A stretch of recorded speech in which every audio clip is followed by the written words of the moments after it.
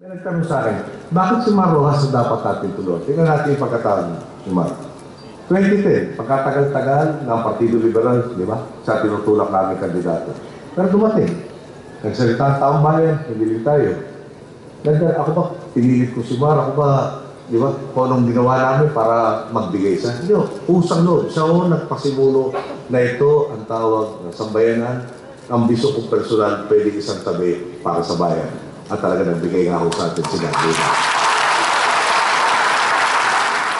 Sa kanyang trabaho bilang ating kanina, ilang pagkakataon ay sinugol niya ang buhay niya para tutuhanang matutukan ang pangangailangan natin mga kababayan kagad-agad. Sa Zamboanga, nung krisis, nauna siya sa akin. Nauna na siya sa akin, nahuli pa siyang umalis sa akin. Ako labing isang araw po nandun. Sinuog niya, lahat ng lugar doon, pinuntahan, mga nasunugan nating kababayan, dinamayan, nagdala ng relief, at hindi umalis hanggang na-normalize na po yung sitwasyon doon.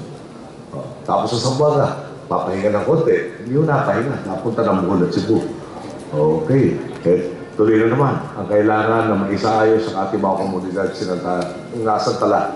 sinantala ng ating earthquake. Okay. Tapos nakapahinga ng konti, mga 1 days.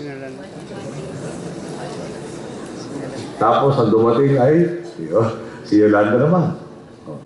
Ano ba pinagkaiba ni Mar sa ibang masasabi natin naghahangat ng pwesto? Si Mar nagbabad. Bago dumating si Yolanda, nandun na.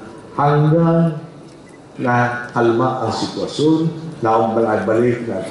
napanumbalik yung mga tinatawag na basic services tulad ng tubig, tulad ng kuryente. Hindi ho dumating, nagdala na ilang pirasong relief goods, nagpalitrato, nagpabidyo, may malasakit ako. Wala akong pinapatamaan, ha? Bato-bato sa langit na lang.